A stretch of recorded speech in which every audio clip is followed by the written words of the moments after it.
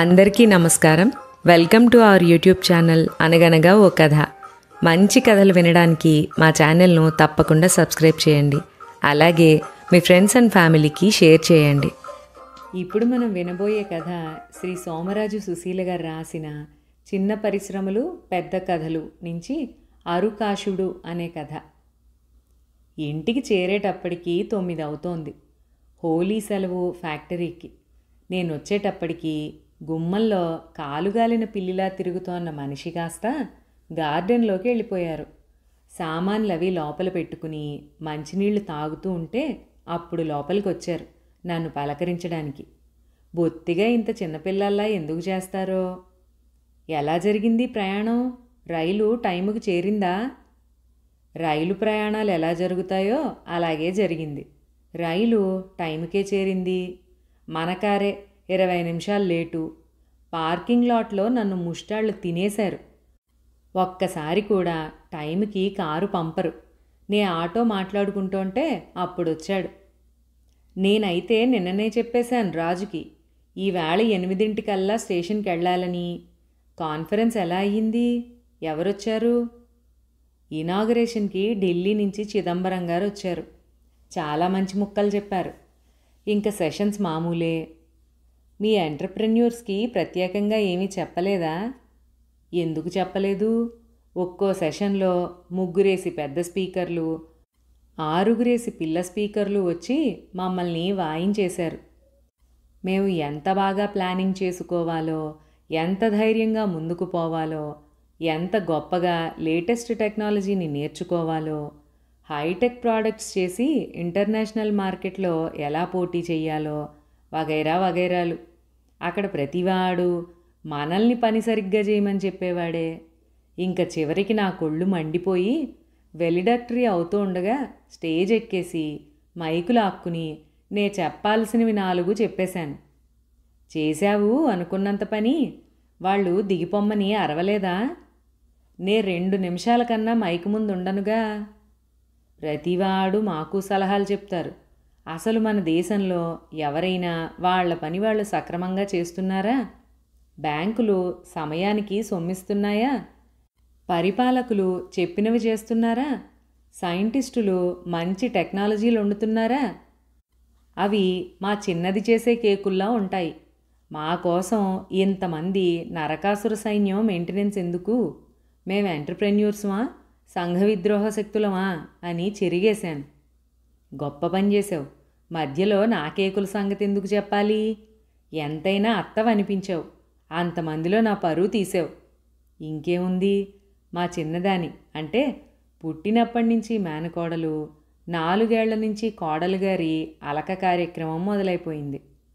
నా తల్లే, నువ్వు ఇక్కడే ఉన్నావా? ఇంకా నీ ఫ్రెండ్స్ రాలేదా భూతాల్లా వేషాలేసుకుని? వస్తారులే, అప్పుడు పడతాను నీ పని. ఇంతకీ మీ కాన్ఫరెన్స్ పేరేమిటి? తను అడిగారు. Empowerment of women 21st century a projection. తెలుగులో చెప్పు.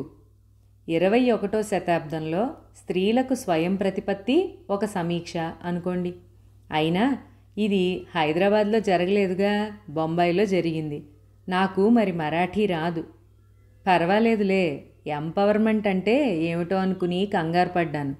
ఎకనమిక్ అని ముందు ఉండాలేమో. నా ఉద్దేశంలో మిగతా వాటిల్లో మీరు బాగానే ఎంపవర్ అయినట్లున్నారు. స్వామి, మన ఇంట్లో కాదు మీరు చూడాల్సింది. ఒక్కసారి బయట ప్రపంచంలోకి తొంగి చూడండి. స్త్రీలు ఎన్ని రకాలుగా అన్యాయం అవుతున్నారో.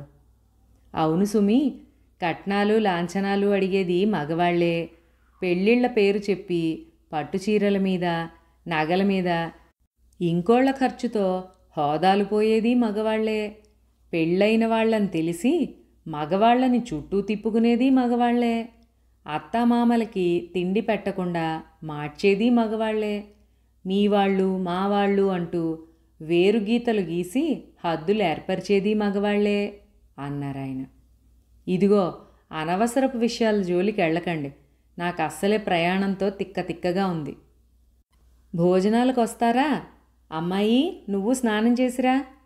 శృతి పెరిగినప్పుడల్లా మా అత్తగారు చక్రం అడ్డేయడం మాకు అలవాటే. అప్పుడే భోజనాలేమిటి, వంట నే చేసేదాన్నిగా అన్నాను. నువ్వు వాడితో వాదన తెముల్చుకుని వచ్చి వంట చేసేటప్పటికి నాకు నీరసం రాదు? కాదే, నువ్వొస్తే మళ్ళీ రానివని 8ంటికే బామ్మ చేసేసింది. చిన్నది అసలు రహస్యం చెప్పేసింది. పోనీ నువ్వు సాయం చేయకపోయావా అన్నాను. నాకేం రాదని మీటింగ్లో చెప్పావుగా, నాకు ఆ విషయం తెలిసిపోయి అసలే చేయలేదు. నిన్ను మన దేశంలోని పెద్ద సైంటిస్టులతో పోల్చేనే పిచ్చిమొహమా అన్నాను. 4 రోజులు ఇల్లొదిలి బయట తిరిగేటప్పటికీ నాకు అందరి మీద బెంగొచ్చేసింది. బొంబాయిలో కాన్ఫరెన్స్ అని నెల్లాళ్ళు హడావిడిపడి 5-6 కలిసి వెళ్ళాం. అక్కడ అరేంజ్మెంట్స్ అన్నీ బ్రహ్మాండంగా చేశారు. కానీ అసలెందుకు అక్కడ అంతమందిమి చేరామో ఆ పర్పస్ అయితే సర్వ్ అయినట్లుగా అనిపించలేదు. ఏదో పాత ఫ్రెండ్స్ కొంతమంది కలిస్తే కొత్త వాళ్ళు కొంతమంది తెలిశారు. మైకు కనబడగానే ఆవేశపడిపోతూ అది చెయ్యండి ఇది చెయ్యండి అని అందరూ చెప్పేవాళ్లే కానీ ఒకళ్ళకొకళ్ళకి చెప్పేదాంట్లో పొంతనుండదు. సాధ్యాసాధ్యాలనేవి ఉంటాయని వాళ్ళు భావించరు. నాణ్యమైన వస్తువులు చేసి అంతర్జాతీయ మార్కెట్లో పోటీ చెయ్యమని బోధించే పెద్దలకి అసలు వాళ్ళు ఏమడుగుతున్నారో తెలిస్తేగా. మరి అమెరికా, జపాన్ వాళ్ళ దగ్గర అంత మంచి టెక్నాలజీలు, అక్కర్లేనంత డబ్బు, మార్కెట్ మీద పట్టు, అన్ని సంవత్సరాల తయారీ అనుభవం ఉన్నప్పుడు నిన్న మొన్న కళ్ళు తెరిచి ఆవలిస్తోన్న మనల్ని ఏ లీవరుందని పోటీ చేయమంటారు? గారెలుండే వేలుతోనా? మధ్యాహ్నం భోజనాల దగ్గర చెప్పాను. మళ్ళీ చెప్పలేదనకండి. సాయంత్రం ప్రోగ్రాములు పెట్టుకోకండి. తెలుసుగా మిమ్మల్ని బయటికి వెళ్ళనీనని. హోలీ సాయంత్రం. అమ్మా, నువ్వింక పాత రూల్స్ మర్చిపో. మగపిల్లలకేమిటి భయం? చిన్నది చెప్తోంది. ఆడరౌడీలుంటారని అత్తయ్యకి భయం. నే 2 రోజులు లేకపోయేటప్పటికీ దీనికి వాగుడు ఎక్కువైపోయింది. నువ్వు లేవని ఎవరూ బెంగెట్టుకోకుండానన్నమాట. నానా కష్టాలు పడి పిల్లల్నెవ్వరినీ బయటికి వెళ్లకుండా ఆపగలిగాను కానీ తర్వాత వాళ్ళని ఏం చెయ్యాలో ఎలా భరించాలో తలుచుకుంటేనే మతిపోతోంది. ఇంతలోకి అసలే కోతి ఆపై కళ్ళు తాగిందన్నట్లు మా ఇంటి వెనకాల పెద్ద చప్పుడుతో ట్రాన్స్ఫార్మర్ పేలిపోయింది. ఇంక ఇప్పట్లో కరెంటొచ్చే ఆశ కూడా లేదు. కరెంట్ ఆఫీస్కి ఫోన్ చేస్తే ఎప్పుడూ ఎంగేజే. ఇంకా ఒకళ్ళ తర్వాత ఒకళ్ళు నెమ్మదిగా డాబా మీదకి చేరుకున్నాం. డాబా ఎక్కినప్పుడల్లా గట్టిగా నిశ్చయించుకుంటాను రోజు డాబా ఎక్కి వాకింగ్ చేయాలని. కానీ మళ్ళీ కరెంటు పోయిన రోజే నేను డాబా ఎక్కేది. హోలీ చందమామ మంచి హుషారుగా ఉన్నాడు. ఊరంతా కరెంటు పోయిందేమో, అందరి డాబాలు కళకళ్ళాడుతున్నాయి. డాబా ఎక్కగానే అక్కడున్న మడత మంచం నాదనుకునేశాను. మా అత్తగారి ఒడియాల కుర్చీపీట ఎప్పుడూ డాబా మీదే ఉంటుంది. సరే, ఈయన ఓ చోట కూచోగా ఇన్నేళ్లల్లో నేను ఒక్కసారి చూడలేదు. ఎప్పుడూ తిరుగుతూనే ఉంటారు. పిల్లలంతా పిట్టగోడ మీద వాలారు. అత్తయ్య, ఏమీ తోచట్లేదు, ఓ పాట పాడు. అడిగేదానికి సిగ్గుందా? మీ అమ్మాయి ఎంతో శ్రద్ధగా 9 ఏళ్లు సంగీతం నేర్పించింది. ఓ పెళ్ళన్నా పాడవు, పేరంటమన్నా పాడవు, పైగా నేను పాడాలట. కాదు, ఇలాంటి వాతావరణంలో బాసం పట్టేసుకుని కృతులు పాడితే బావుండవు. మరి నీకు బాగా గాలిపాటలొచ్చని చెప్తావుగా, అవే ఇప్పుడు బావుంటాయి అంది. నాకిప్పుడే పాడే ఓపిక లేదు కానీ అందరం కలిసి తలా ఒక జోకైనా కథైనా చెప్పుకుందాం. ఒకే కథ తలా కొంచెం చెబుదాం, చివరికి ఎక్కడ తేలుతుందో మా పెద్దాడు అన్నాడు. సరే కానీ నేను చివరికి చెప్తా బాబు అన్నాను. చివరికి కథ చెప్పినా కూడా నీదే ఆఖరి మాట అన్నమాట. సరే కానీ ముందు బామ్మ. ఏం కథ చెప్పేదిరా? రాజుల కథ, రైతుల కథ, దెయ్యాల కథ, దేవుళ్ళ కథ అన్నీ కలిపి టీవీ కథ చెప్పండి. మీ పని ఎంచక్కా మొదలు పెట్టడమేగా. ముగింపు చెప్పడం కష్టం కానీ మొదలు పెట్టడం ఎంతసేపు? మీకు నచ్చింది ఏదైనా సరే చెప్పండి. అనగనగా ఒక ఊళ్ళో ఒక అక్క, 2 తమ్ముళ్ళు ఉండేవారుట. మరి వాళ్ళ అమ్మా నాన్న? అలా అడ్డం పడకూడదు. నాకు ఆలోచన సాగదు. ఈ కథ మొదలెట్టేసరికి వాళ్ళు లేరు కాబట్టి లేనట్టే లెక్క. వాళ్ళకేమో వాళ్ళ ఊళ్ళో బోలెడు పొలాలు, తోటలు, గొడ్లు ఉన్నాయిట. వాళ్ళ అక్కేమో తమ్ముళ్ళ కోసమని పెళ్లి చేసుకోకుండా ఉండిపోయిందిట. అక్క పెళ్లి చేసుకోపోతే తమ్ముళ్ళకేమిటి లాభం? మధ్యలో అడ్డొస్తా చెప్పనన్నానా? సరే, అప్పుడేమైందిట, ఆ అమ్మాయి పొలాలన్నీ కౌలుకిచ్చేసి తమ్ముళ్ళని తీసుకుని చెన్నపట్నం వెళ్ళిపోయిందిట వాళ్ళని చదివించేందుకు. మన వాళ్ళు చెన్నపట్నం వెళ్ళటం ఎప్పుడో మానేశారే, హైదరాబాద్ అను బాగుంటుంది. సరే, హైదరాబాద్ వచ్చి నల్లకుంటలో కాపురం పెట్టి పిల్లల్ని ఇంటర్లో చేర్చిందిట. అప్పుడు నాన్న నువ్వు ఉండేవారు అక్కడేనా? మేం చిక్కడపల్లిలో ఉండేవాళ్ళంరా. ఛ గాడిద, నన్నేమార్చేశావు. ఇంక నేను చెప్పను పో. ప్లీజ్ ఇంకొక 2 ముక్కలు చెప్పవే. పాపం ఆ అమ్మాయి నానా కష్టపడి చదివించిందిట. కష్టాలెందుకు పడటం, డబ్బుందన్నావుగా. డబ్బుంటే సరిపోతుందా? మరి వాళ్ళకు కోచింగ్ ఇప్పించాలా? మళ్ళీ దానికోసం సీట్ వచ్చేందుకు ట్యూషన్ చెప్పించాలా? రోజల్లా కాసుకుని ఉండాలా? ఇలాంటి కష్టాలన్నమాట. బామ్మ, నన్ను చెప్పనీయవే.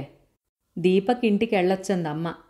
మా పవను సాయంత్రం నుంచి ఎటూ తిరక్కపోవడం మూలాన అప్పుడే కాళ్లవాపులు చూపిస్తున్నాయి.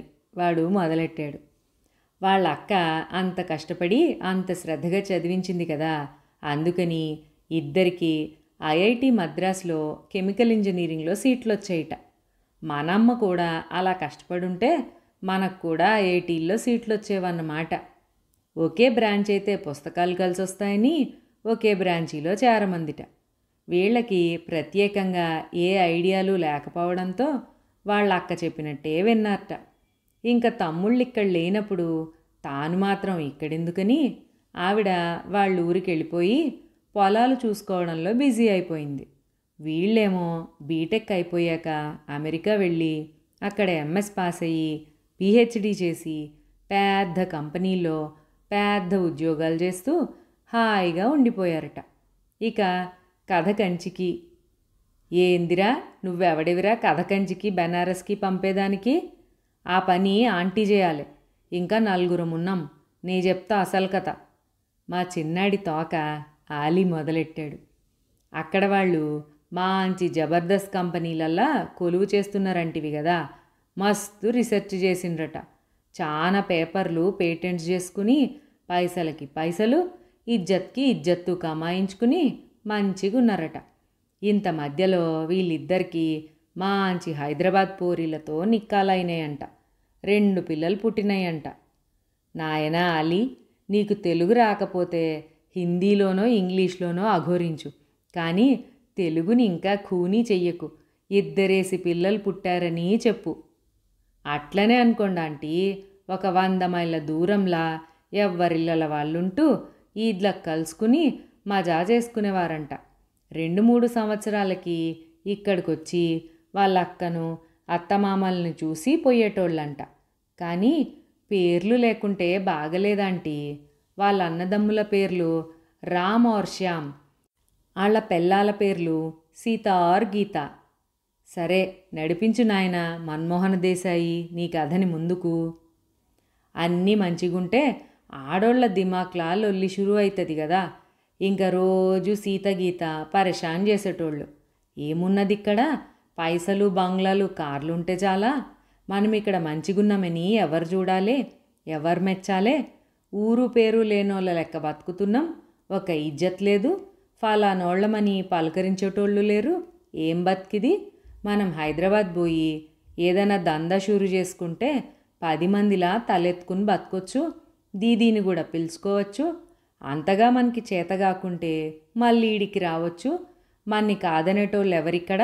ఇట్లా వాళ్ళ ఆడోళ్ళు అనంగానంగా వీళ్ళు వినంగా మన దేశం పోతే మంచిగానే ఉండేటట్లుందని అనిపించుడు షురు అయిందట.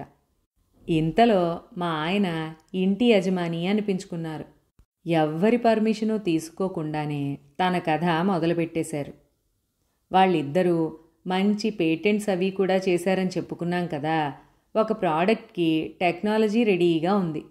ఇండియాకు వచ్చి మొదలు పెడితే బాగుంటుందని తోచిందిట. అది ప్రపంచం మొత్తంలో 2-3 చేస్తున్నారట. 2-3 కోట్ల కన్నా అవదు. అందులో చంద్రబాబు గారు రమ్మని మరీ పిలుస్తున్నారు. వెళ్దామా అని సీరియస్గా ఆలోచించడం మొదలుపెట్టారట. ఏడ్చినట్లుంది. మనిద్దరం కథలు మొదలు పెడితే ఎప్పుడూ ఇక్కడికే వచ్చేస్తాయి. చక్కగా చల్లగా సాగే వాళ్ళ సంసారంలో ఇప్పుడు ఈ అఘాతం ఎందుకు చెప్పండి? నీ టర్న్ వచ్చినప్పుడు నువ్వు దెయ్యాలను ఇంట్రడ్యూస్ చేద్దువుగానిలే, నన్ను ఆపకు. అయినా ఎవరిష్టం వచ్చినట్లు వాళ్ళ కథ చెప్పొచ్చని మొదలుపెట్టి నా దాకా వచ్చాక నీ రూల్స్ ఏమిటి? నన్నేమైనా గుత్తకి తీసుకున్నావా? కాదు, అచ్చంగా తీసుకున్నాను. సరే చెప్పుకోండి. ఈ కథా కార్యక్రమానికి నేనే చైర్పర్సన్ అని మర్చిపోకండి. నువ్వు ఇలాంటి వాటికి చైర్పర్సన్ అవ్వాల్సిందే. అప్పుడేమో రామ్ శ్యామ్ కలిసి ప్రాజెక్ట్ రిపోర్ట్ తయారు చేసుకుని ఇండియా వచ్చి ప్రయత్నాలు మొదలుపెట్టారట. ఇండియాలో దీనికి కావలసిన రా మెటీరియల్ ముఖ్యమైనది తయారు చేసే కంపెనీ ఒక్కటే ఉందిట. అది బరోడాలో ఉందిట. వీళ్ళు అక్కడికి వెళ్ళి 4-5 సార్లు డిస్కస్ చేసి మొత్తం రా మెటీరియల్ ఇబ్బంది లేకుండా ఆ కంపెనీతో అగ్రిమెంట్ అయిపోయారట. ఆ కంపెనీ ఎండీ కూడా వాళ్లలాగానే కుర్రాడు, చాలా చదువుకున్నవాడుట. పైగా పెద్ద బిజినెస్ హౌస్కి చెందినవాళ్ళు. వాళ్ళవి కొన్ని 100 కోట్ల మీద వ్యాపారాలు. 2-3 సార్లు ఇండియా అమెరికాల మధ్య ట్రిప్పులు కొట్టి 6 నెలలలో 2 కుటుంబాలు జూబిలీ హిల్స్లో కాపరాలు పెట్టాయిట. వీళ్ళు ఎన్ఆర్ఐలు కాబట్టి పనులన్నీ అవే లెవెల్లో అయిపోయాయిట. వీళ్ళింటికే ఆఫీసర్లు వచ్చి పనులు చేసి పెట్టారట. డిన్నర్లు ఇస్తే చాలు రకరకాల బ్యాంకులు రకరకాల లోన్లు ఇచ్చారట. వీళ్ళిద్దరివి చెరో 25 లక్షలు మార్జిన్ మనీగా పెట్టి ఊళ్ళో పొలాలు భూములు తనఖా పెట్టేసరికి చక్కటి యూనిట్ పటాన్ చెరువులో వెలిసిందిట. ముఖ్యమంత్రి గారి స్వహస్తాలతో ప్రొడక్షన్ మొదలుపెట్టించారట. అన్నీ తమరేనేటండి, మరి నన్ను చెప్పనివ్వండి అంటూ పనిపిల్ల అడ్డం పడింది. నువ్వు ఇక్కడే ఉన్నావా నా తల్లి? సినిమా కథలోకి దింపేయకు. అప్పుడైతే మరీ మంచిది కదండి, సినిమా తీసేయచ్చు. మరండి అప్పుడేమో ఫ్యాక్టరీకి ఆ రప్పగారి పేరు పెట్టారంటండి. పెద్ద ఫ్యాక్టరీ ఉంటుంది కదండి, 2 గేట్లు ఉంటాయి కదండి. ఆ 2 గేట్లకి ఎదురుగా మధ్యలో గుండ్రంగా లైన్ తోటకూరేస్తారు కదండి. ఆటి మధ్యలో గడ్డి మీద ఆ అమ్మగారిది నడుం వరకు కనిపించేలా ఓ తెల్లటి రాయి విగ్రహం చేయించారంటండి. దాని మీదో మండపం కట్టి రోజు ఆ అన్నదమ్ములిద్దరూ హారతిచ్చి దండం పెట్టుకుని లోపలికి వెళ్ళేవారటండి. నోర్మయ్, అవన్నీ చచ్చిపోతే చెయ్యాలి. నువ్వు కిందకి వెళ్ళి ఫ్రిడ్జ్లో ద్రాక్ష పళ్ళు ఉన్నాయి పట్రా. నాకు భయం అండే, నా నెలను. నా పేరు తలుచుకుంటూ వెళ్ళు, ఏం భయం ఉండదు. కొంచెమీనా చెప్పనీలేదు. గొణుక్కుంటూ వెళ్ళింది కిందకి. ఇంకా మావాడు మొదలుపెట్టాడు. వాడు కథ మొదలెట్టాడంటే అన్నీ కష్టాలే. అస్తమానం నాతో తిరుగుతూ ఉంటాడేమో, వాడికి సమస్యలు తప్ప ఇంకేవీ కనపడవు. అలా మొదలైన ఫ్యాక్టరీ సంవత్సరం తిరిగేసరికి చక్కగా లైన్లో పడింది. మనకన్నా బీదా బిక్కి దేశాల నుంచి పెద్ద పెద్ద ఆర్డర్లు రావడం మొదలెట్టాయి. ప్రపంచం మొత్తం డిస్ట్రిబ్యూషన్ రైట్స్ ఒక అమెరికన్ కంపెనీ తీసుకుంది. ఇలా అంతా పూల పడవలో విహారంలా సాగుతూ ఉండగా రా మెటీరియల్స్ రావడం ఆలస్యం అవ్వడం మొదలెట్టిందిట. అయినా పర్వాలేదు, బయట నుంచి కొనుక్కుంటే అస్సలు గిట్టుబాటు అవ్వదు అని 6 నెలలకి సరిపడా మెటీరియల్ని స్టాక్ ఉంచుకుంటే ఈ సమస్యలు ఉండవని బ్యాంకు వాళ్ళను ఒప్పించి బోలెడు అప్పు చేసి ఇంకా తడుంకోనక్కర్ లేకుండా చాలా రా మెటీరియల్ తెప్పించి స్టాక్ చేసుకున్నారట. కానీ అదేం శాపమో, మొదటి బ్యాచ్ కలపగానే ప్రెసిపిటేట్ అయిపోవడం మొదలుపెట్టిందిట. ఎన్ని విధాలుగా మార్చి చేసినా ప్రోడక్టు బయటకు వచ్చేది కాదుట. ఒకవేళ వచ్చినా ఈల్డ్ తక్కువ కలర్ డెవలప్ అయ్యేదిట. వీళ్ళు కంగారు పడుతూ బరోడా పరిగెత్తారుట. మేము స్పెసిఫికేషన్స్ ప్రకారమే పంపాము, మీరు ప్రాసెస్ చెక్ చేసుకోండి అన్నారట వాళ్ళు. తెలిసిన అన్ని ల్యాబులకి పరిగెత్తారుట. ఎన్ని అనాలిసిస్లు చేసినా 2 సార్లు అమెరికా వెళ్ళొచ్చినా పని అవలేదుట. ఇలా చూస్తూ ఉండగానే ఇంకో ఏడాది గడిచిపోయిందిట. ఈలోగా బ్యాంకుల వాళ్ళవి, కస్టమర్స్వి, డిస్ట్రిబ్యూటర్వి, ఆఫీసర్లవి, చుట్టాలవి, ఆప్తులవి, భార్యలవి అన్ని పలకరింపులు మర్యాదల పర్వంలోంచి దెప్పుళ్ల పర్వంలోకి పడిపోయాయిట. ఛ, ఎంత పనిచేసావురా! నాన్న చక్కగా మంచి టెక్నాలజీతో ఫ్యాక్టరీ పెట్టారని కథ అందిస్తే నువ్వు వాళ్ళకి ఎన్ని కష్టాలు పెట్టావురా! ఎంత సినిక్విరా నువ్వు! ఇంకా నన్నేం చెప్పమంటావు ఇంత చండాలంగా తయారయ్యాక? పోనీ వీళ్ళు బరోడా వాడి మీద కేసు పెట్టారందాం అనుకుంటే అంతకన్నా ట్రాజడీ ఉండదు. ఉండొక్క నిమిషం. అయినా మీ ఆవిడ ఇంకా చెప్పలేదుగా. నువ్వు చెప్పవే, మళ్ళీ ఛాన్స్ ఇవ్వలేదంటావు. నాకేమీ రాదుగా, నేనెందుకు చెప్పాలి? నువ్వే చెప్పుకో, నీకు అన్నీ వచ్చుగా. పాపం మంచివాడు కదా అని ఎప్పుడూ తన్నేదోటి అండమే అంది. అమ్మా తల్లి, వాడు నీకు మొగుడు మాత్రమే, మాకేమీ కాడు, సరేనా? ఎవరికి తప్పినా నాకు తప్పదుగా. ఏదో మాట వరుస కన్నానే అమ్మా అంటే వినిపించుకోకుండా రోజంతా అలకడమే, ముగ్గులేయడం లేదు అన్నాను. నువ్వే వేసుకో అంది. అలా రోజులు గడుస్తోన్న కొద్దీ వ్యవహారాలు చిక్కుముళ్ళు పడ్డం మొదలెట్టాయి. అన్ని పక్కల నుంచి ముంచుకొచ్చేటప్పటికీ ఆ అర్భకులు తట్టుకోలేకపోయారు. అప్పటి వరకు వాళ్ళు జీవితంలో పగలే వెన్నెలా అని బతికిన వాళ్ళాయే. సమస్యలనేవి ఇలా ఉండగలవని వాళ్ళకి ఊహల్లో కూడా తెలియదు మరి. ఎన్ని ఫోన్లు చేసినా, లెటర్లు రాసినా, ఫ్యాక్సులు పంపినా బరోడా వాడి నుంచి రెస్పాన్స్ లేదు. కనీసం ఈ మిగిలిన మెటీరియల్ని తీసుకుని కొత్తదాంతో రీప్లేస్ చేస్తారేమోనని దింపుడు కళ్ళెం ఆశతో వాళ్ళ ప్రొడక్షన్ ఇంజనీరు శ్రీరాఘవని పంపారు. 3 రోజులయ్యాక ఒక ఫోన్ కాల్ వచ్చింది అతని దగ్గర నుంచి. మెటీరియల్ రీప్లేస్ చేయడం వీలవదంటున్నారండి. నిన్న సాయంత్రం ఇక్కడ కంపెనీ క్లబ్కి వెళితే వాళ్ళ చీఫ్ అడ్మినిస్ట్రేటివ్ ఆఫీసర్ కలిశారు. వాళ్ళ చైర్మన్తో ఏదో దూరపు బంధుత్వం కూడా ఉన్నట్టుంది. మనం ఒప్పుకుంటే మొత్తం అసెట్స్, లయబిలిటీస్ టేక్ ఓవర్కి ప్రయత్నిస్తానంటున్నాడు. తనకి 5 లక్షలు ఇవ్వాలట. ఈ మార్గం పర్వాలేదనుకుంటే నేనిక్కడ ఇంకో 2 రోజులుండి విషయం అవగాహన చేసుకుని వస్తాను. ఏమంటారు? విషయం కనుక్కుని రమ్మని వీళ్ళు సమాధానం చెప్పారు. పైకి ఎంత కబుర్లు చెప్పినా, ఎన్ని బీరాలు పోయినా ఆ ఫోన్ కాల్ వీళ్ళకి క్లింటన్ బ్యాంక్వెట్కి ఇన్విటేషన్ పంపినంత సంతోషాన్ని కలగజేసింది. 2 రోజుల్లో అతను మొత్తం ప్రపోజల్, డాక్యుమెంటేషన్తో సహా వచ్చేశాడు. వాళ్ల సీఏఓ కృష్ణ ఓబెరాయ్లో విడిది చేశాడు. వీళ్ల కంపెనీ లాయర్తో 2 రోజులు అక్కడ కూర్చుని అన్నీ తేల్చుకునేసరికి వీళ్లకు మిగిలింది ఏమిటయ్యా అంటే, వీళ్లు పెట్టిన పెట్టుబడి సగం తిరిగిచ్చేట్లు, వీళ్ల సెక్యూరిటీగా ఇచ్చిన పొలాలు వీళ్లకే ఇచ్చేసేట్లు, అన్ని అగ్రిమెంట్స్ బరోడా కంపెనీకి ట్రాన్స్ఫర్ చేసేట్లు, వర్కర్లనందరినీ కంటిన్యూ చేసేట్లు, వగైరా వగైరా చిన్నా చితక డీటెయిల్స్తో సహా అన్నీ మాట్లాడుకోవడం అయిపోయింది. ఇంక దొరికిందే అవకాశం వదులుకోకూడదు, బతుకు జీవుడా అనుకుని వెంటనే వ్యవహారాలన్నీ చక్కబెట్టుకుని వాళ్ళ అక్కగారికి కాగితాలు ఇచ్చేసి ఊరికి పంపేసి నెక్స్ట్ విమానం ఎక్కేశారు సకుటుంబంగా. ఇలా ఆ కథ సుఖాంతమయ్యిందన్నమాట. కొద్దిగా డబ్బు, మరికాస్త టైము పోతే పోయాయి కానీ అనుభవం వచ్చిందని సంబరపడిపోయారట. అత్తగారు లేచారు. నే పోతున్నారా కిందకి?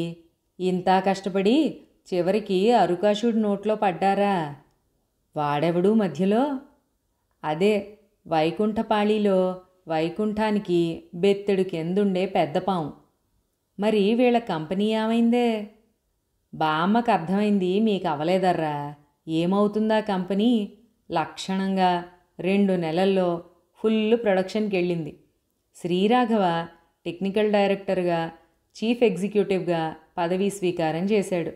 పెద్ద ఫంక్షన్ పెట్టి మళ్ళీ అదే ఆఫీసర్లు, బ్యాంకుల వాళ్ళు, డీలర్లు, హితులు సన్నిహితులు హాజరై శుభాకాంక్షలు చెప్పారు. కథ కంచికి, మనం కిందకి.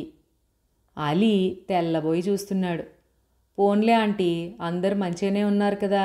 పాపం బరోడా వాళ్ళు సమయానికి మద్దతు ఇయ్యబట్టి వీళ్ళ తక్లీఫులన్నీ జరంతలో పోయినాయి.